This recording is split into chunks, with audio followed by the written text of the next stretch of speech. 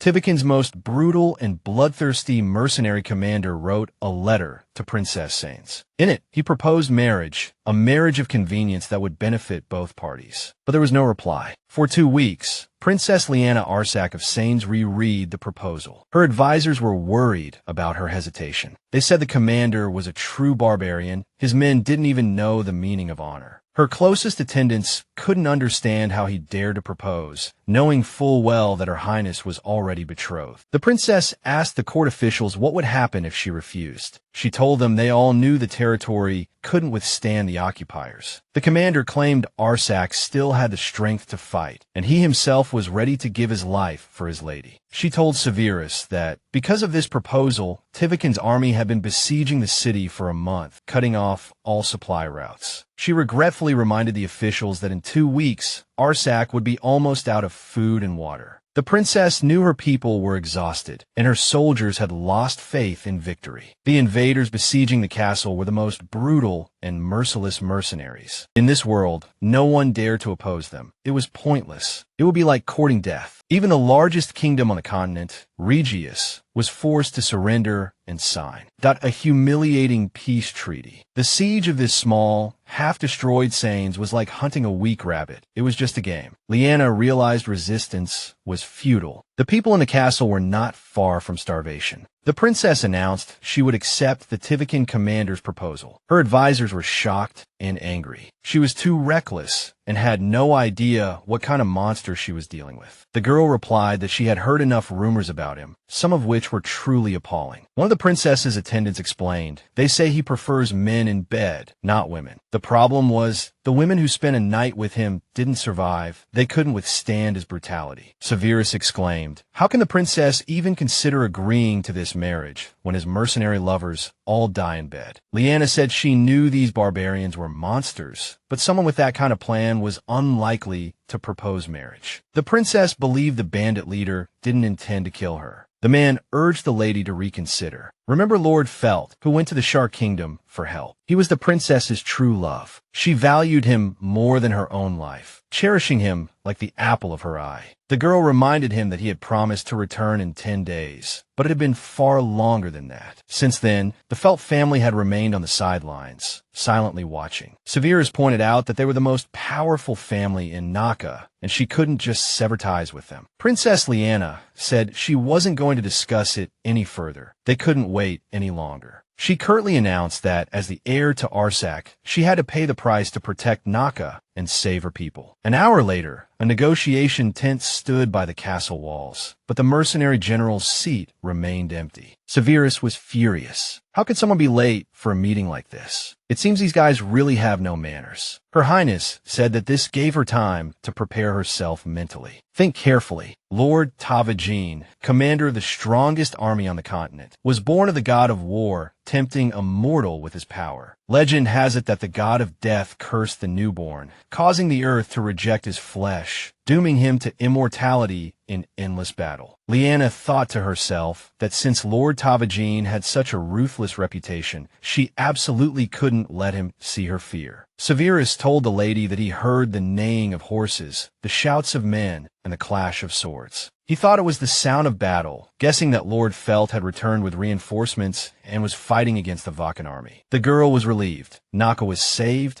and she wouldn't have to accept that terrible proposal. The advisor was also relieved, but insisted on taking her to safety immediately. He suggested they find cover and put some distance between themselves and the fighting so they could calmly assess the situation, as the mercenary army was busy and wouldn't notice them. The princess and Severus rushed towards the exit. Suddenly, a man burst into the tent, light flooding in, apologizing for his tardiness. The princess was stunned by his tall stature, broad shoulders, and massive limbs. Liene realized that this rough, blood-soaked fellow must be the god of war's bastard son. The girl found herself thinking that despite his gloomy aura, he was truly very attractive. He said he had some urgent matters to attend to, but they were all taken care of now. Then he invited the princess to sit down. Liene cautioned herself to remain calm. Just because he didn't look like a true barbarian didn't mean he wasn't dangerous. The princess said it was a pleasure to meet Lord Tiwakan, but she wondered why he had kept her waiting. He said it was due to an enemy ambush. The heroine thought to herself, the reinforcements had actually arrived. She was pleased, but her face remained impassive. She suggested rescheduling, as he had more pressing matters than a proposal. He said it wasn't necessary. Everything had been taken care of. He ordered his aide to bring something for the princess. When the adjutant placed a blood-stained sword on the table, Her Highness recognized it as Lord Felt's weapon. Liene realized her lover had perished in the rescue. The Lord said this was proof that he had taken care of everything. He wanted to get straight to the point. "What is your answer?" he asked the girl. The heroine trembled, but forced herself to pull herself together and take control of the situation. She wanted to remind the Lord of etiquette. No one proposed with a sword, according to custom. The man took the princess's words to heart and abruptly threw the sword to the floor, the blade sinking halfway in. He said he meant no disrespect to Her Highness, only to demonstrate that the man who might be the reason for her refusal was out of the picture. She realized she had underestimated him. He didn't just want to marry her, he wanted to take everything, to annex the whole of Naka. He was like a hunting beast, toying with his prey before devouring it alive. Liene knew she had to escape and end this engagement without starting a war. She prayed the Lord would believe her lie, to tell him she had already lain with her dead lover. Liene dropped the bombshell, retaliating. She was carrying Lord Felt's child. Severus paled at her words, but Liene smiled triumphantly and asked, still insistent on this marriage, "My lord," Liene laid her cards on the table. "You want more than a wife. You want control of Naka through this union." She warned, regardless of the outcome of this marriage, the child in my womb will be the next ruler of Naka. The next ruler will not carry the blood of Tiwakan. The price is higher than you anticipated, my lord. He turned to the princess. "If you acknowledge that child's claim to the throne, will you marry me?" She hadn't expected this at all. Let Her Highness bear the child she is meant to bear, but from now on, they will belong only to me, he stated. After the marriage was settled, Lord Tiwakan offered to escort her and extended his hand to help her onto her horse. She said she wasn't used to such gestures and refused his help. He vowed that from now on, he would make sure she got used to it. His confidence struck her, and she extended her hand to him. He thanked the girl for her trust and suggested they take it easy, letting their relationship develop naturally. The man noticed a small cut on her palm, but didn't pay it any mind. As they parted, he possessively placed a long, burning kiss on her hand. After Liene left, the commander's adjutant erupted, questioning why the Lord agreed to marry a pregnant princess. He reminded him that their goal was to avoid bloodshed and seize Naka, but this was too high a price. The Lord nodded. "You're right. Controlling Naka has always been my primary objective." His adjutant blinked at the admission. Fremont argued they should back out of the deal. A bastard child would bring utter chaos. The Lord snapped. "Securing the queen is paramount right now." His adjutant gaped at the sudden, forceful shift. He recalled how indifferent Lord Tiwakan had been to ladies in the past, the gossip swirling through the entire kingdom. "I understand that if Her Highness's heart already belongs to another, I cannot force her to love me," the Lord said. "That child is not something I'm vying for to the death," he added, and the adjutant snorted. "So you're playing the all I want is love card." "This sudden confidence," Fremont muttered, "smells like love brewed for years." "I'm merely reclaiming what's mine," the Lord stated, his adjutant scratching his head in utter bewilderment. "Does he mean the throne of Naka?" The adjutant guessed. "But what's the catch?" Lord Tiwakan cut Fremont off. "Step back and mind your own business. I'll reveal everything when I'm good and ready."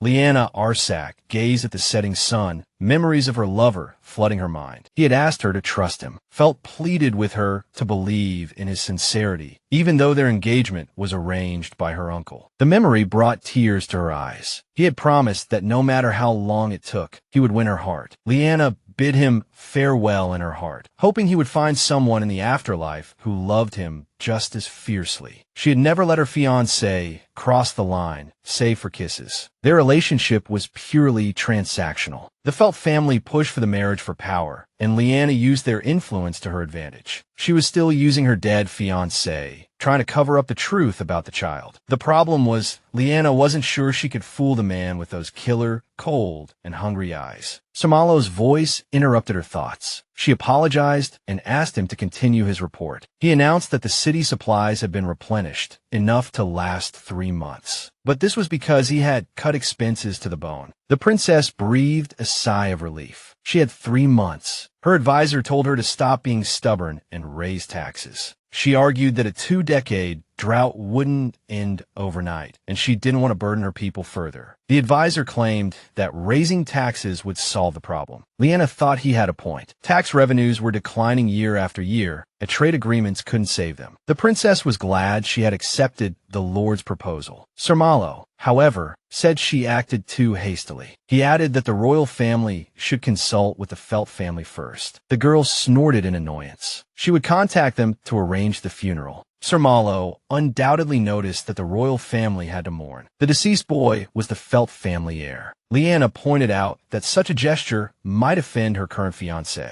They should talk to him about it. The princess's advisor became irritated. Who cares about a barbarian's feelings? He added that the chancellor would be horrified to hear this. A chill ran down her highness's spine. Chancellor Linden felt was probably furious at this moment. He had wanted to secure the entire kingdom for himself by marrying his nephew to the princess. But now his plans were in ruins. Liene fumed inwardly. The man had already stolen everything from her country and still wasn't satisfied. The princess announced that if Sir Malo was finished with his report, he could leave the documents on the table and depart. As the advisor left, he muttered that the Felt family had been connected to the kingdom of Naka for generations. He warned Her Highness that ignoring their interests would cost the kingdom, and her personally, dearly. When the princess was alone, she realized that even during mourning, she couldn't stop thinking about politics. She glanced at the clock, realizing that the body of the deceased Lord Felt would soon arrive at the castle. Liene thought she should wear mourning clothes, but then she remembered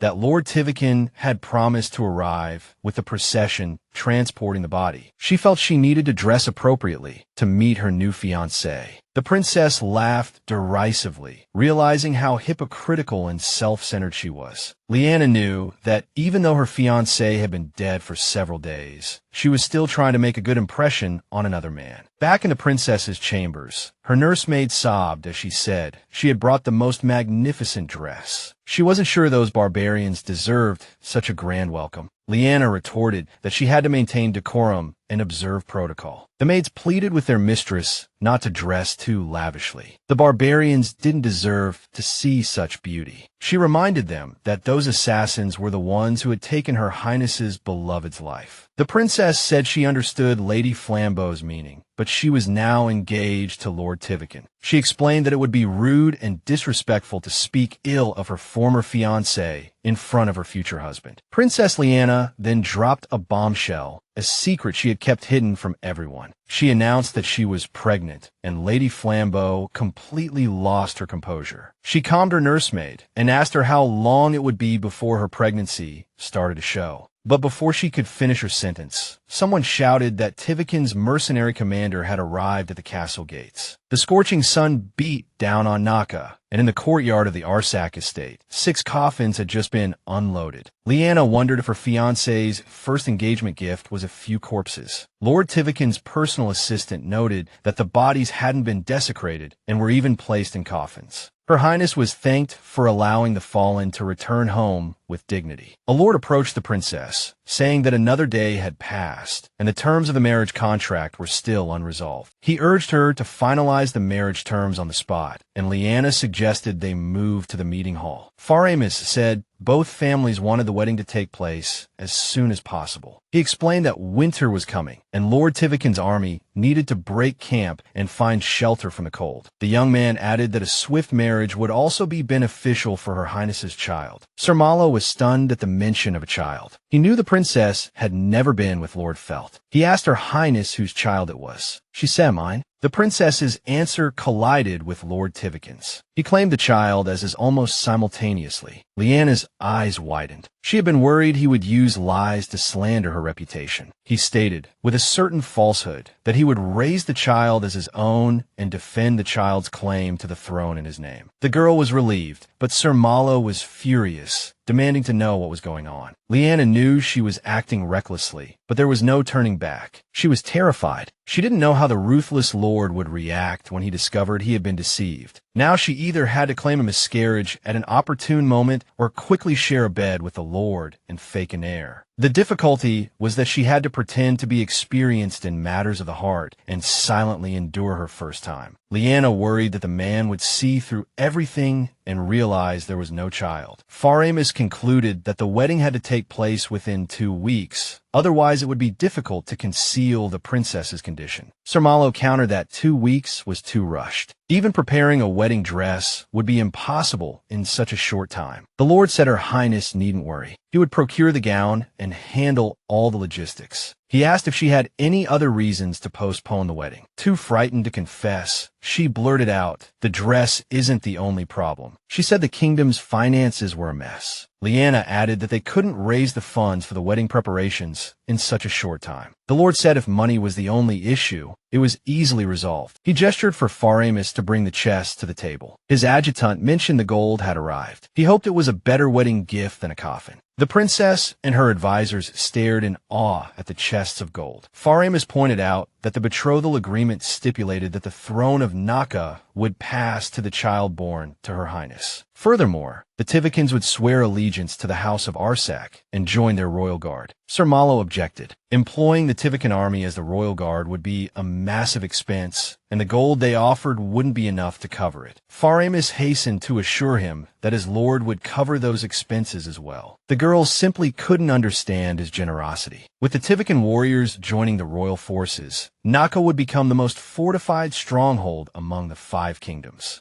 Liene pointed out that the Lord was covering all wedding expenses and giving the nation a bright future to look forward to. He promised to recognize the child's claim to the throne and swear allegiance to the House of Arsac. Her Highness said, "My lord gains nothing from this and, in fact, ruins his own reputation." She said she didn't believe this was beneficial for him as well, and he likely had ulterior motives. He said he had no reason to lie. Liene pointed out that Naka didn't need a powerful backer. Heavens, no one wanted to take over a bankrupt land. He brought up the princess's previous fiancé, Lord Felt, and said there might still be those who wanted those lands, whether for Naka or for the princess. Faramus said he would take her silence as agreement and asked the princess's advisors to step outside to discuss the details of the contract. Her Highness and Lord Tiwakan were now alone. She felt the room pressing down on her, threatening to suffocate her at any moment. Liene thought some fresh air would help, so she headed towards the castle's back garden. Leaving a guest alone was a breach of etiquette, so she requested his lordship to accompany her. The man agreed and offered his bent elbow to Her Majesty so she could lean on him as they walked. The girl was stunned that the barbarian and murderer was acting like a true gentleman. Liene felt like she was taking a walk with a bear. The man was massive, towering over her, his arms so strong. He noticed the cut on the princess's palm looked worse and guessed she hadn't treated it. He decided she needed to take better care of herself and vowed to personally inspect every scratch on her from now on. He leaned down again, about to kiss the wound on her hand. She flinched, yanking her hand back with a sharp, "I'm fine, all right." Liene suggested they continue their walk, but inwardly marveled at the irony of Lord Tiwakan preaching self-care, especially when he was currently her biggest threat. They reached the garden, but all they saw were skeletal trees and withered shrubs. Liene cursed herself for bringing them here and prayed Lord Tiwakan wouldn't take it as an insult. She remembered when this garden had been the pride of the nation. Now, this was all Naka had to offer Lord Tiwakan. She hoped it would be like a message in a bottle, showing him that this place wasn't worth his time. Lord Tiwakan noticed the princess's gloomy expression and asked what was wrong. She muttered that she shouldn't have brought him to this desolate place. He countered, "I don't think so. After all, the princess is here." She hadn't expected such a flippant remark. Lord Tiwakan told the girl to stay still and then abruptly pulled her close. As Lord Tiwakan's weight pressed against Liene, she saw the enemy arrow lodged deep in his shoulder. His soldiers rushed to Lord Tiwakan's side, asking if he was all right. The man ordered them to seize the bastard who injured him, but to take him alive. A smug smirk played on the archer's lips. He had already fled and hidden, now enjoying the chaos and screams. Her Highness asked Lord Tiwakan how he felt. Was he badly hurt? She couldn't understand who would take such a risk and damage the reputation of the welcoming and friendly Naka. She began to tremble anxiously, stressing to Lord Tiwakan that Naka was completely innocent in this attack. Liene also asked how she could help him, but he said he would rather help the princess himself. He wrapped an arm around her waist, intending to help her up, but Her Majesty protested that, of the two of them, it was Lord Tiwakan who was injured. Lord Tiwakan agreed, but the princess trembled like a leaf in the wind, and in another moment she would have fainted. The princess and Lord Tiwakan were standing so close together that he accidentally brushed against some sensitive parts of her body, and his face flushed crimson. He suggested they return to the building, where it was safer, but he kept his arm around her waist in case she fell. Faramus greeted his lord with a smile, and sarcastically asked how he had managed to catch an arrow. Lord Tiwakan silently endured Faramos's taunts, but the Lord's adjutant continued to chatter, speculating that the archer must have had the eyes of a hawk to hit Lord Tiwakan. Lord Tiwakan, unable to bear it any longer, ordered Faramus to be silent. He immediately sat the princess down, as she could barely stand and looked ready to faint at any moment. She assured the Lord that she was all right and inquired about the severity of his wound. The Lord's personal advisor replied that the arrow hadn't hit any vital organs, but had gone in deep. He determined that the wounded shoulder would be very painful and that the Lord would develop a fever. If the arrowhead was poisoned, the situation would be much worse. Severus declared that the castle guards were sure to find the attacker. He claimed that if the arrow was poisoned, they would quickly find an antidote for Lord Tiwakan. Faramus said he had no doubt that the bastard who shot the Lord would be caught, but the real question wasn't him, but his employer. He added that he was reluctant to believe that the arrow was meant to demonstrate Naka's true intentions. Sir Veraz took great offense at this and started shouting, accusing the other side of even considering assassination, an act devoid of all honor. Her Highness ordered the man to be quiet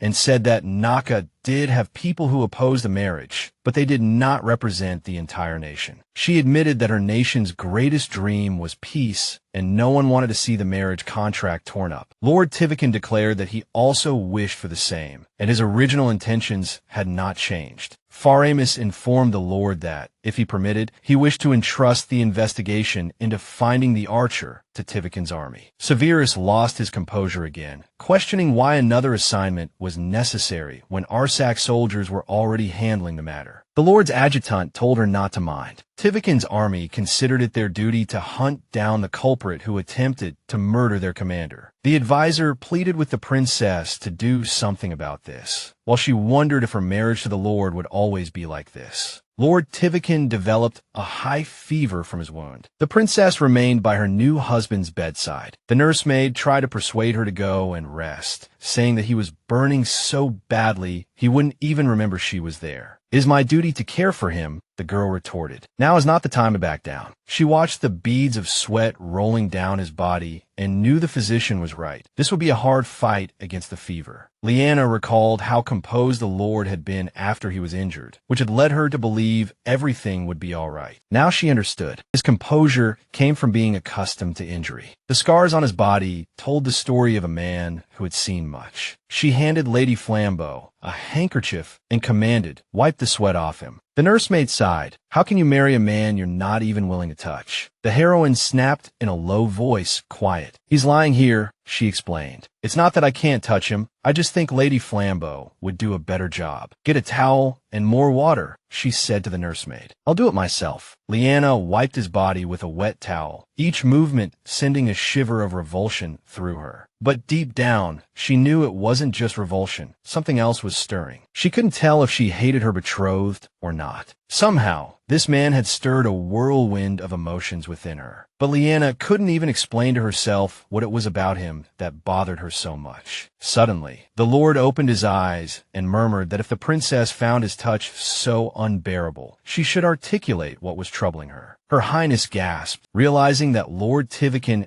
hadn't been asleep and had heard the entire conversation. The heroine asked Lord Tiwakan how long he had been pretending to sleep and how much he had heard. Lord Tiwakan said he had heard the part where the princess admitted that touching him wasn't as unbearable as she claimed. The man said that perhaps the fever had addled his brain, but he wanted to verify something. He gently placed his hand on the princess's face, saying he wanted to know where her limits truly lay. She jerked her face away and snapped that the Lord was running a high fever and should stop wasting time talking and rest. The man replied that Her Highness was right. He was weakened by the fever, but he still needed to confirm a few things. He pressed a finger to her lips and asked if she could tolerate that touch. Then, he ran his hand through the princess's hair and confirmed if she objected to that action. Then, Lord Tiwakan's fingers slid down her neck, but the girl shrieked enough and pushed his hand away from her face. She questioned him, asking how many more tests he intended to put her through while she was supposed to be dealing with her fiancé's funeral. Liene was burning with anger. How could Lord Tiwakan expect a response in this situation, as if they were lovers? He said that due to his fever, he wasn't entirely certain yet, but one thing was for sure. He wouldn't hand his bride over to anyone. He grabbed Liene's hand, teasing, "This might be too much for your highness to handle." She confirmed the Lord's suspicions, to which he retorted, "You can't refuse forever, princess. I'm not just an admirer, I'm your groom." He pressed her, "What will it take for you to agree?" She thought that the sincerity of the Lord's feelings didn't matter. What mattered were the promises he made that would help Naka. She decided she couldn't let those promises fall through. She had to make sure this engagement wasn't just empty words. It had to feel real. Liene hatched a plan. While his mind was clouded, she would make him promise not to destroy Naka. He playfully asked, "What are you scheming, princess? What's in it for you?" The princess realized she had to prove to the Lord that this union was real and strong. She declared solemnly, "I will wait for you, Lord Tiwakan, and think of you with all my heart." He was speechless. He abruptly pulled her close, wrapped his arms around her waist, and kissed her. He whispered, "If I wanted to destroy Naka, I would have done it already, instead of coming to ask for your hand." The kiss was long and passionate. Before she knew it, her head was resting on the pillow. He covered her neck with kisses. She cautioned herself not to lose her mind. It was the fever talking. Liene knew that once his fever subsided, this passion would dissipate. But for now, she would indulge in the moment. The Lord suddenly stopped, realizing that this was enough for now. He didn't know how much further he could push things under the guise of his fever. The princess ran her hand over her fiancé's bandaged chest, her eyes filled with sadness. "I'm sorry," she whispered. She admitted that for a moment, she had forgotten how ill the Lord was.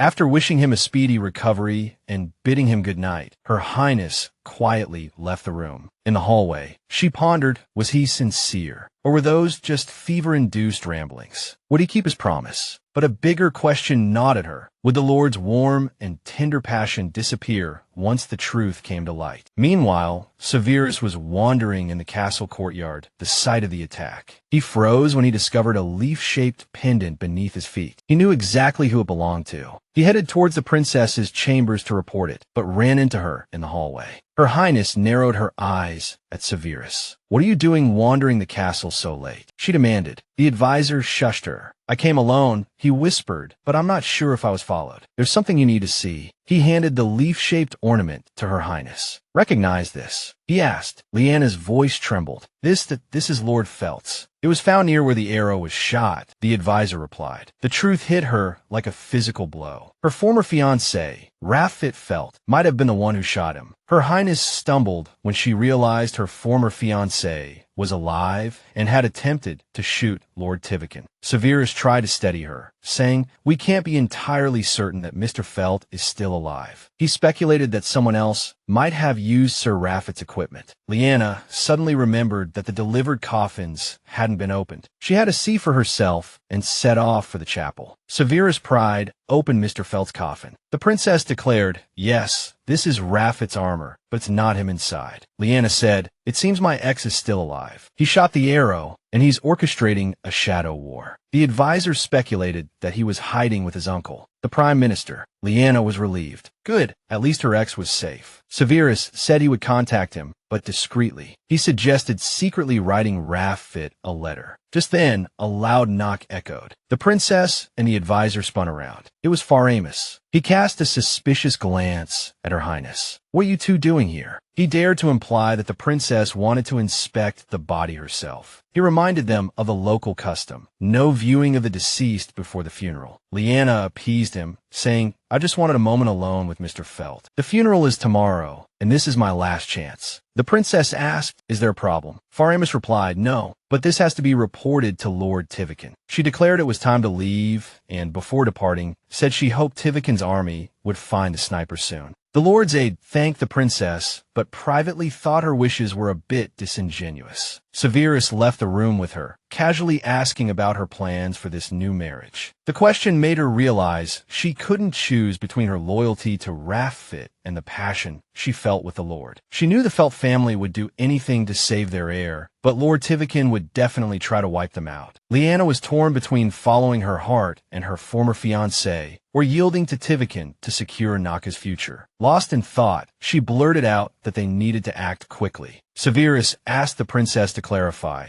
and she hastily explained that they needed to contact the deceased family immediately. She requested a direct meeting, but froze when the advisor hinted that the Lord might become suspicious. Faramus told his lord they'd been tricked. The dead man wasn't Raffit Felt. He added that the helmet didn't match the Arsacan Knight Commander's armor, as if it had been forgotten in the haste. The Lord said that perhaps the princess's ex hadn't died, but had infiltrated the castle instead of simply escaping. The Lord's aide called Sir Fell an idiot. Everything was settled. There was no need to show off after the fight. The Lord speculated that Raffit might not have come for Naka, but to secretly support the princess. Faramus gravely asked the Lord if he thought the man alive wanted to elope with his ex. He added that it was almost impossible. Look how fiercely she defended her country's interests. The man asked if the Lord truly believed it was Raffit who shot the arrow. He said Raffit was an expert archer, a former Arsacan Knight commander, and added that he was unlikely to harm the Lord. He wasn't the type to be felled by a random arrow. He said with a laugh that it was almost impossible, unless the Lord was stupid enough to walk into the line of fire on purpose. But the Lord remained silent, so Faramus exclaimed that it was absurd. The Lord must be mad to risk his life for Naka. His aide complained about his disregard for his own body, saying it would take a while to recover. He said he never thought the princess's ex would be the type of scoundrel to aim for his lordship. Faramus was shocked that the Lord was so agitated over an arrow that almost hit Liene Arsac. Apparently, Lord Tiwakan had mentioned a few days ago that he wanted the princess for Naka. The man guessed the Lord was worried that the princess might still be useful, and her death now would be bad news. Faramus pointed out that the princess had believed her ex was dead until she saw the body, but they couldn't rule out her involvement either. The Lord asked why not just wipe out the entire Feltport family. After all, they were the ones who contacted the princess. Just then, Sir Tiwakan remembered Liena's plea not to destroy Naka, her vow to mourn for him sincerely. He told Faramus to put it on hold for now. The princess's true motives would soon be revealed. The man agreed, but said he would continue to monitor and expand the search within the castle. Lord Tiwakan ordered his men to remain vigilant, then dismissed them, leaving him alone. Now, he ran his hand over his bandaged shoulder, which still throbbed and ached. Lord Tiwakan recalled the princess, trembling with fear, unable to understand how scum like Raffit had become her lover. Lord Tiwakan was determined to kill Raffit. Meanwhile, Liene walked down the hallway in her dressing gown. She had lost so much weight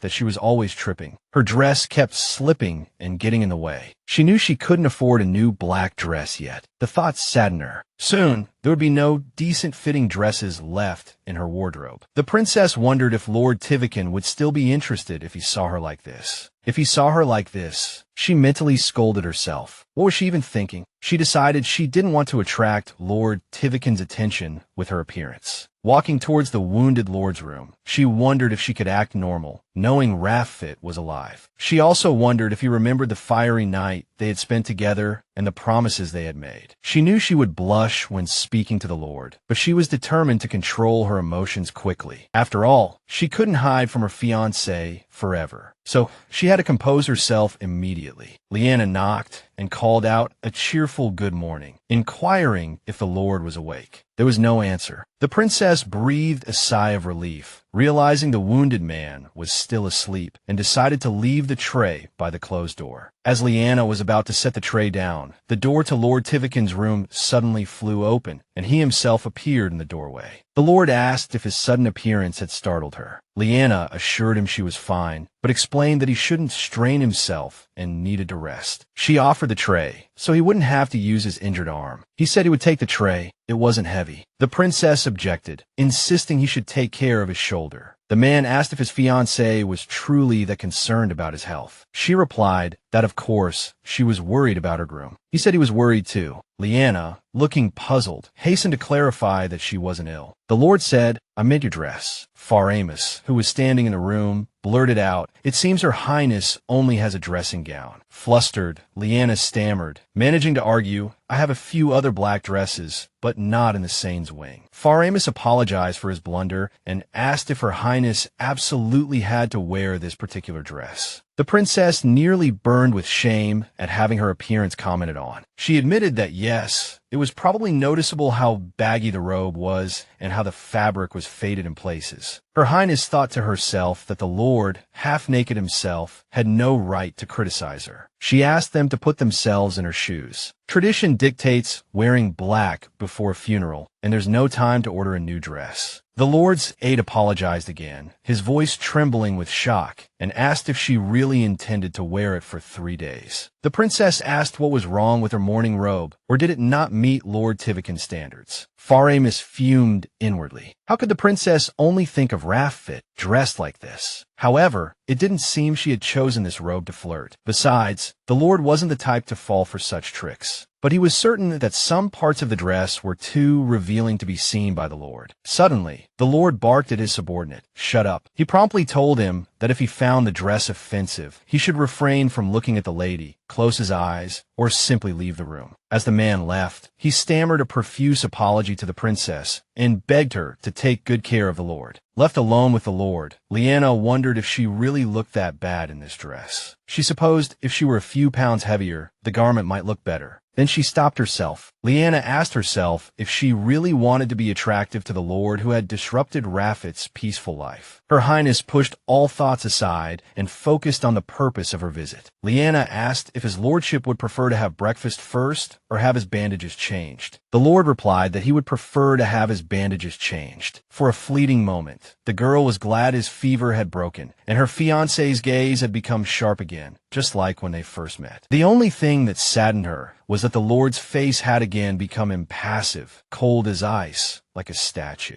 The wild look in his eyes and the distant expression made the princess think that the Lord didn't remember their passionate night together. She realized with regret that the Lord didn't remember the promises he had made that night. Liene reached for the bandages, only to find them remarkably clean, as if someone had just changed them. She pointed out that there was no need to change the dressing, as the physician must have seen him early in the morning. Lord Tiwakan countered that it was all right. He wanted his bride to dress his wounds, if she could bring herself to touch him. Liene agreed to dress the wounds, pondering the meaning of him bringing up yesterday's conversation. It meant the Lord remembered that night, so he also remembered those promises. But did that mean he would keep them? Liene's heart grew heavy as she realized she also had to keep her promises. She decided the whole situation was strange. Why would the Lord want her to change the bandages if they had just been changed? The princess didn't even protest, meekly agreeing to his request. Raffit stared out the window of his uncle's castle, silently repeating his beloved's name, begging her to wait a little longer. While rebandaging the wounds, Liene recalled seeing a similar scar on Raffit. It was a scratch from a branch during a fast horseback ride. A memory flashed through Liene's mind. Lady Frambish was bandaging the Lord while he held his bride's hand. He complained to the princess about the pain like a small child and begged her not to let go. Liene knew she had a mountain of things to do, but her groom wouldn't let up, or let go of her hand for the duration of their time together. Liene had dreamed 1,000 times of begging Raffit to let her go. No one expected things to turn out this way, but now the princess was personally tending to Lord Tiwakan's wounds. The man asked the princess if she had checked everything, but she didn't understand what he meant. He explained that he wanted to know if she had seen the bodies. She said that she had actually visited the chapel yesterday, because she felt it necessary to pay her respects to the fallen soldiers. The Lord didn't expose her lie. He placed his palm against Liene's cheek, saying he needed to clarify something regarding her promise. He reminded her that Her Highness had run into Firmos during her inspection, a man whose duty it was to report everything to the Lord. Liene realized the Lord knew that the body in the armor of the Arsac Knight's commander wasn't Sir Raffit. He said he hoped their marriage with the princess would be honest and above board. Liene realized that the touch to her cheek wasn't a sweet gesture. It was a warning. She told him she felt the same and was ready to sever all past ties and leave them behind. Liene realized that if she supported her former fiancé, she would be boarding a sinking ship, and that would be the end of Sains. The princess's choice was clear. The moment Lord Tiwakan pulled his bride in for a kiss, she finally made up her mind. She would accept Lord Tiwakan.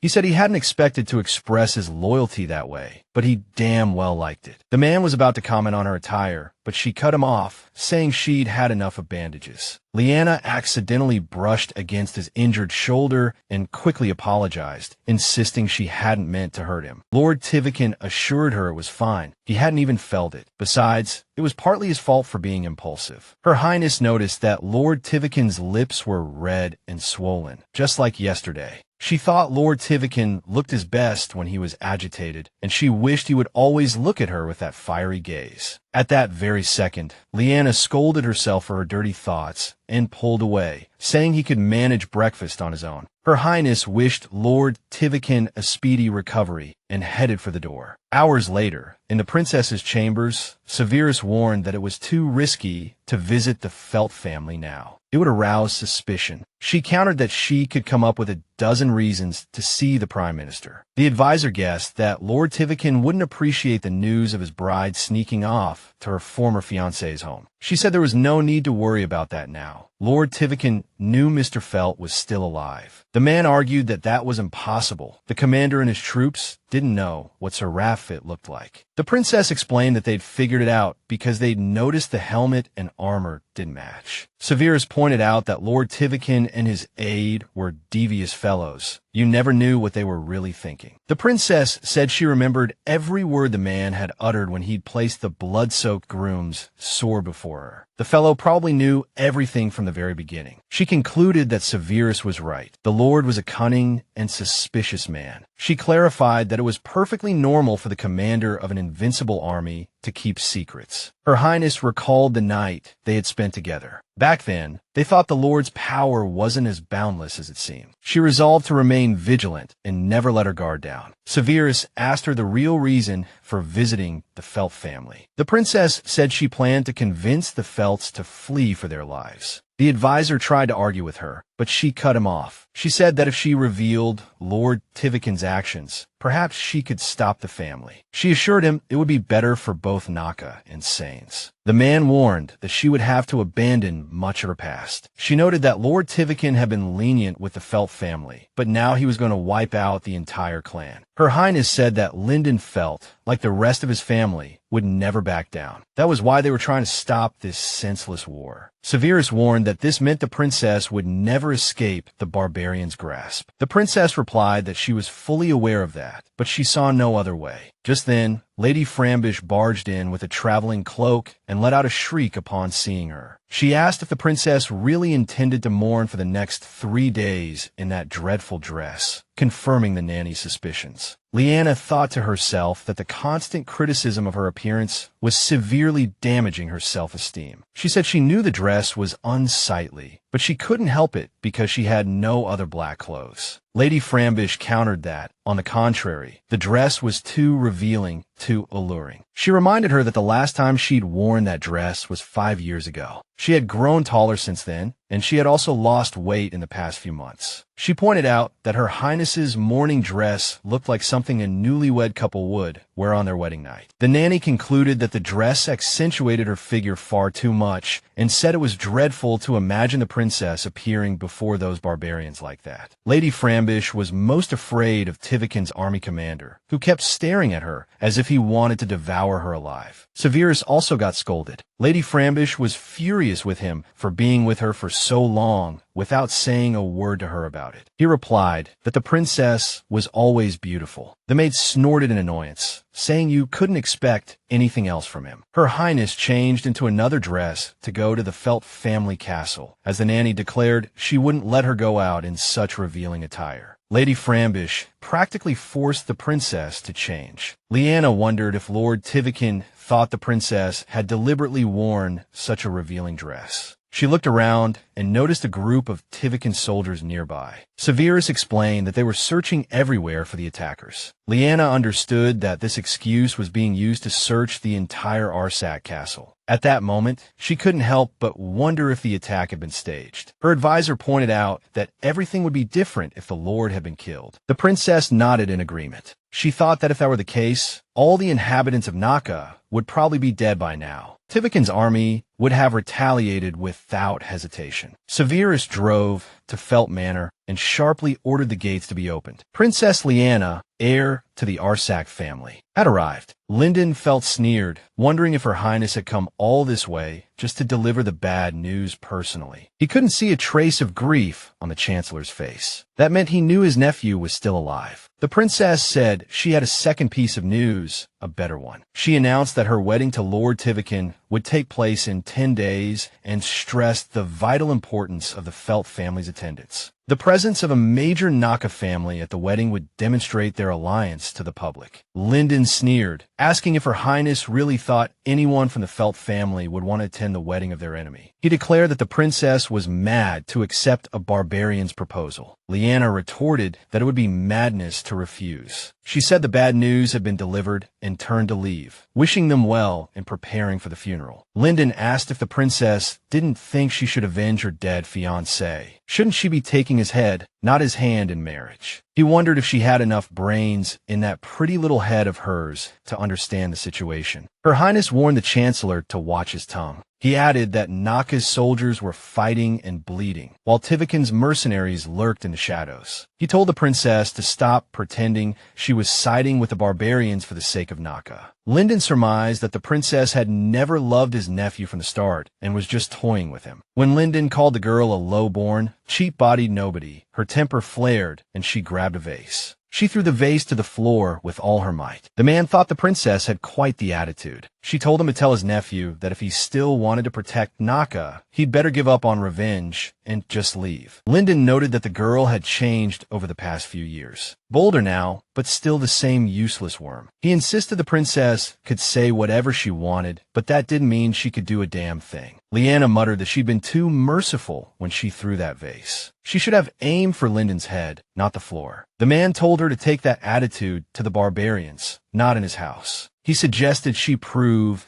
just what she was capable of when someone made a personal attack against her. Her Highness shrieked at him to shut his foul mouth this instant. Just then, Sir Raffit walked in. He told his uncle to stop the insults, and Linden went ballistic. Hadn't he told his nephew to stay out of it? Why had he come in? The fellow said that as the Felt heir, he couldn't just stand by and let her be insulted. Linden told him to calm down. He told them that the Arsac heir had betrayed them, but Raffit pleaded with his uncle to step outside so he could have a moment alone with Liene. Linden did as the boy asked, shaking his head at how foolish he was, that a woman wasn't worth all this trouble. The moment the door closed, Raffit rushed to Liene and embraced her tightly. He kept whispering her name, begging her to hold on a little longer. Hearing his trembling voice, Liene's heart ached. She understood that he still needed time to say goodbye. Raffit babbled that he had failed her, hadn't kept his promise. The Shark Kingdom hadn't appeared. She told him to run. She said that while Lord Tiwakan was still holding back, Lord Felt had to leave Naka as soon as possible. Raffit double-checked if she meant for him to flee alone. She said it was the only way to save them all. He asked her what her plan was. She said Naka meant everything to her, which was why she was marrying Lord Tiwakan. Raffit suddenly erupted. "You can't protect Naka by abandoning me." She countered that it was the best way. Their families couldn't stand against Tiwakan. He grabbed the princess, screaming, "How could you be so stupid to hand everything over to those barbarians and yourself along with it?" Liene begged him to stop, saying he was hurting her, but he didn't care. He said that while he was in the Shark Kingdom, he'd heard some dirt on Lord Tiwakan.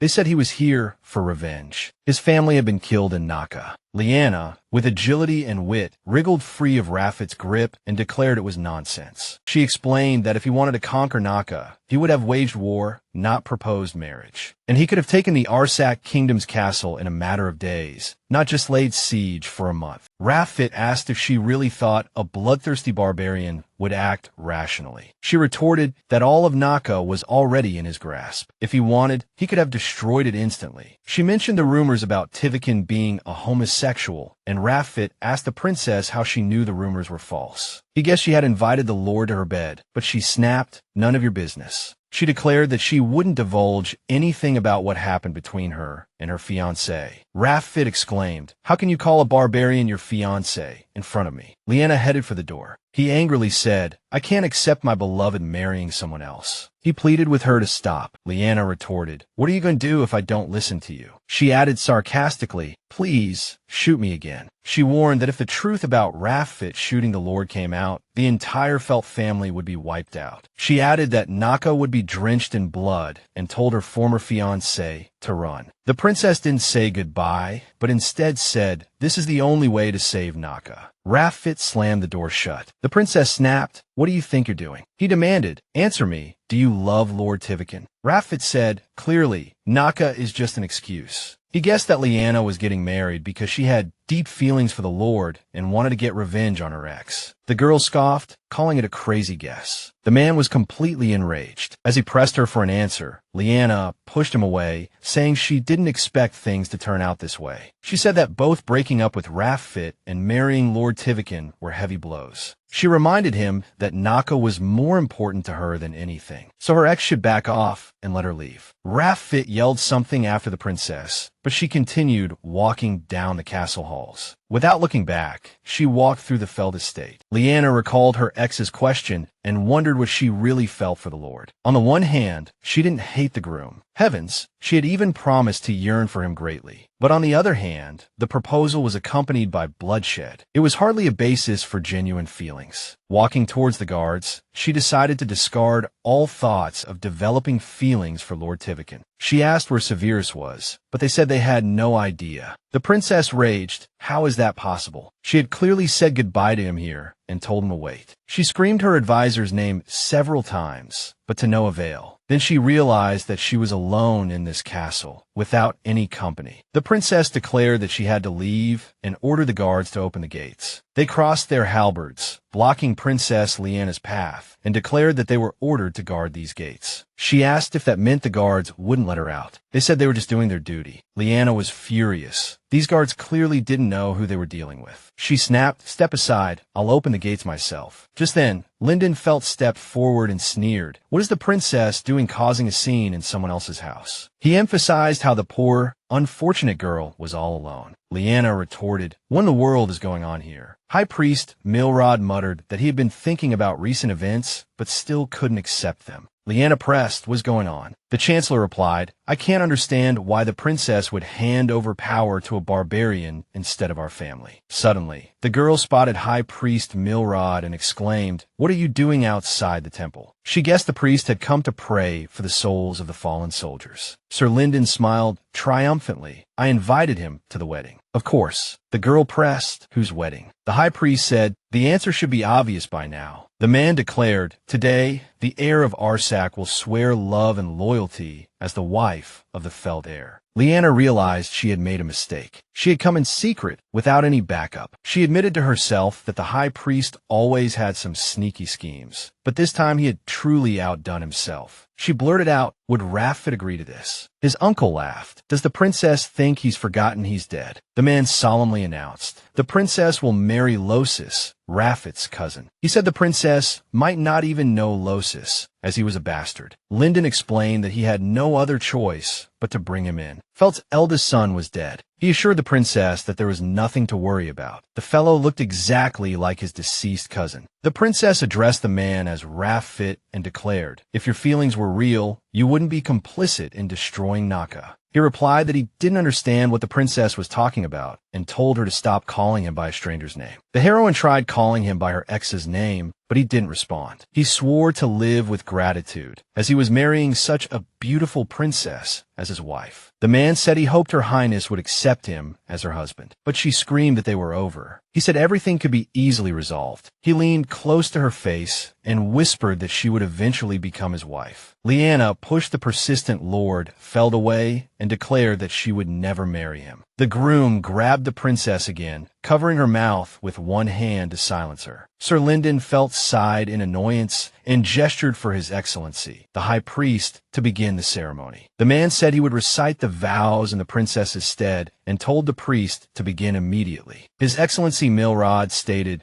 that the loving couple would be joined in holy matrimony before the altar this day. Before the altar, Liene struggled fiercely, trying to break free from the groom's tight grip, even biting his palm until blood welled up, but he didn't let go. As the priest declared the Arsac and Felt families divinely protected from this day forward, a loud bang echoed from the entrance. The two excellencies hesitantly asked what the problem was, but Lyndon ordered him to continue immediately. The priest began reciting the vows of the loving couple, but the banging didn't stop, instead growing louder and louder. The Chancellor ordered his soldiers to investigate the source of the noise. A demand to open the door rang out. A second later, the blade of a giant battle axe appeared. Liene's eyes widened, realizing the voice from behind the closed doors was familiar, a voice so deep and powerful that she knew it could only belong to her groom, Lord Tiwakan. Faramis said that Lord Felt clearly wasn't going to open the door, so he suggested they just break it down. Lord Tiwakan agreed with his aide's suggestion and ordered its destruction. The princess, sensing her groom was near, screamed his name repeatedly. The banging continued, causing panic, shock, and curses among the crowd.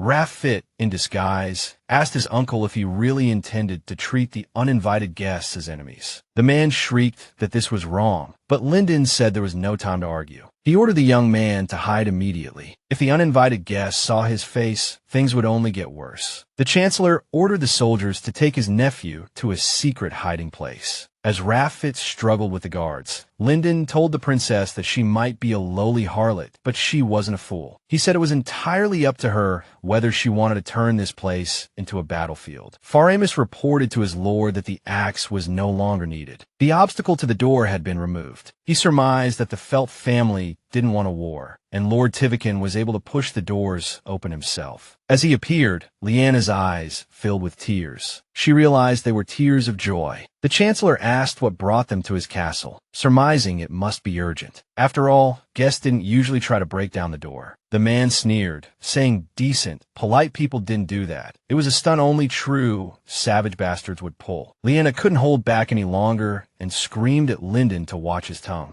Lord Tiwakan ignored the insult and questioned why Lyndon Felt was hiding like a rat in the mountains. The man roared that he was within his rights to close his doors in his own home and do as he pleased. The Lord stepped closer, retorting, be it house or nest, you shouldn't have closed your doors if you took my bride. The Chancellor's body trembled violently, and his legs gave way, collapsing to the floor. Lyndon Felt crumpled to the ground. His pathetic, broken form made Lord Tiwakan decide to let him rot alive. The young man walked towards his bride, admitting he came here for one reason only, to take her away. He asked Liene how she felt if she was hurt. She reflected that she was traumatized. Good heavens, she was shaking with anger. The girl said she had only delivered the news of the heir's death to this family, and nothing dangerous had happened. Afterward, the Lord suggested that if the princess was finished with her business, they could go home. Faramus was displeased with this decision. Come on, everyone knew the Felt family was the richest family in Naka. The Lord's aide interjected that it would be nice to stay for a cup of tea. He announced that Lord Tiwakan himself had graced the Felt estate, the man who was about to become the co-ruler of Naka. Faramus said the master of the house should show some hospitality to such an esteemed guest, or people would think he'd lost his mind. Lord Felt wasn't pleased with his aide's remarks. He spotted the priest and asked what he was doing here instead of at the temple. The man asked his lord, since His Excellency the High Priest was here, why not discuss the details of the royal wedding? Liene told her fiancé that she wanted to postpone the conversation with the priest. The event of the day had exhausted her. She pleaded with her fiancé to go home now, adding in her mind that she didn't want to engage in any discussions at the moment. The Lord noted this was strange. She was definitely hiding something, but he didn't want to press her here. She thought to herself that if Tiwakan started digging into this, Naka would be in for a rough time. The Lord pulled his bride close, promising to go home with her as she wished. He barked at Faramus to stay behind and accept the hospitality prepared for Lord Tiwakan. The Lord also assigned his subordinate to negotiate with His Excellency the Chancellor. Lord Tiwakan told the bride they could leave now. She found herself feeling strangely close to the man she was supposed to hate and fear. The princess rode back to the castle with her betrothed and offered to take the reins. The girl said she knew his injured shoulder might still be hurting, but he replied that it didn't bother him, he couldn't rest, and wondered where the blood on the princess's lips came from and if she was truly injured. Liene said the blood was there by accident, but it wasn't hers. The Lord was shocked to hear this. He didn't understand how one could accidentally get blood on their lips, so he demanded to see. The Lord remembered the bride's face when he first pushed open the door at Felt Castle. He said he didn't believe her excuse and asked Her Highness to open her mouth. When she did, he leaned in and gave her a deep kiss. He ended the tender kiss, gravely declaring there were no wounds. He said they could move on, and the princess, breathless after such a romantic gesture, couldn't speak for a moment. The Lord wondered how the princess had been left alone at the Felt estate. The girl argued that wasn't the case. Sir Viros had been with her, but he disappeared. Suddenly, a thought struck her like lightning. Her advisor wasn't the type to leave without saying goodbye. Liene exclaimed that he must be in trouble, trapped somewhere. She told her betrothed that Sir Viros was one of the few people she fully trusted. She realized that if something happened to her advisor, she wouldn't survive either. The princess pleaded with them to hurry so she could send knights from the royal palace to rescue him. The Lord said there was no need and snapped his fingers to summon a guard. He ordered them to go back